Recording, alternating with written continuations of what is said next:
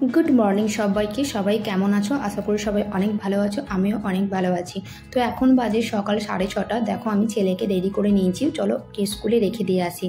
ওকে স্কুলে রেখে দিয়ে আজকে আমার একটু কাজ আছে, কারণ আমাদেরকে একটু যেতে হবে রামপুরহাট, ডক্টরের কাছে আমাদের নাম লেখানো রয়েছে, আমার চোখ দেখাতে হবে আর কি। তো আজকে আকাশটা যেহেতু খুব সুন্দর ওয়েদার, তাই ভাবলাম আজকেই যাওয়া যাক। আজকের মতো ভালো দিন আর পাওয়া যাবে না, নয়তো যা রোদ থাকে বেরোতে ইচ্ছে করে না। তো দেখো আমরা এখন বাড়ির বাইরে বেরিয়ে গেছি, এবার আমরা গ্যারেজ থেকে বের করে নেবো আমাদের স্কুটি। আমরা যাচ্ছি রামপুরহাট। এত মোবাইল দেখছি, এত পরিমাণে মোবাইল দেখছি যে আমার চোখটা একটু ডিস্টার্ব করছে, মাথা যন্ত্রণা করছে, চোখটা ভালোই প্রবলেম করছে, তাই একটু যাবো চোখ দেখাতে। সেজন্য আমরা এখন রামপুরহাট যাবো। চলো তাহলে যাই। কালকে রাতে নাম লিখিয়েছিলাম, ওরা আমাকে 8টার মধ্যে আসতে বলেছিল, এখন বাজে 7:30। তো এখনই আমরা বেরিয়ে পড়েছি রামপুরহাট যাওয়ার উদ্দেশ্যে।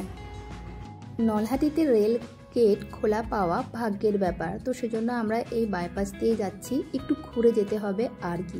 কিন্তু রেল গেটের জন্য আধ ঘন্টা ওয়েট করার থেকে এইদিকে শর্টকাট চলে যাওয়া অনেক বেটার।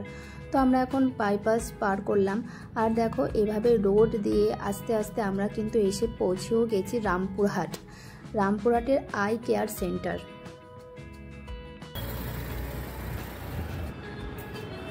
আমরা পৌঁছে গেছি রামপুরহাট।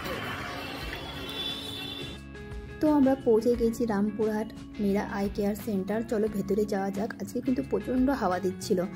তারপর ভেতরে দেখো এই রিসেপশনিস্ট দিদিটা আমাদের সব কিছু চেক করলো, তারপর আমাকে প্রেসক্রিপশান দিল আর জিজ্ঞেস করলো কী সমস্যা হয় না হয়। আর এখানে পুরোটা তোমাদেরকে একটু ঘুরে দেখায়। এখানে কিন্তু অনেক রকমের গ্লাস রয়েছে, গ্লাসের ফ্রেম রয়েছে, তোমরা পছন্দ করে কিন্তু নিয়ে নিতেই পারো। আর এদের সার্ভিস ভীষণ ভালো ছিল, ডক্টরও কিন্তু ভীষণ ভালো ছিল। অত্যধিক আধুনিকভাবে কিন্তু এরা আমার চোখটাকে পরীক্ষা করেছিল, কিন্তু আমি তোমাদেরকে সেটা দিতে পারবো না, কারণ আমার হাজব্যান্ড একটাও ভিডিও তুলে দেয়নি, কারণ সে ভিডিও তুলতে লজ্জা পায়। তো এই দেখো আমি তখন ছিলাম চেম্বারের মধ্যে, এইটুকুই ভিডিও আমি নিতে পেরেছিলাম। তোমরা একটু দেখে নাও তোমাদের আই ভার্সন কেমন আছে। তো আমার কিন্তু চোখ দেখানো কমপ্লিট হয়ে গেছে। এর আমি পছন্দ করছিলাম ফ্রেম, তো বিভিন্ন রকম চশমার ফ্রেম দেখার পর আমি কিন্তু পছন্দ করলাম এই ফ্রেমটাই আমাকে ভালো লাগলো। জানি না কেমন লাগছে, তোমরা বলো তো। আমাকে বেশ ভালো লাগছিল। চশমা কিন্তু গেটআপের ওপর নির্ভর করে। তো এই দেখো অনেক রকমেরই কিন্তু ফ্রেম আমাকে দেখিয়েছিল, আর আমি পছন্দ করেছিলাম এই ফ্রেমটাই।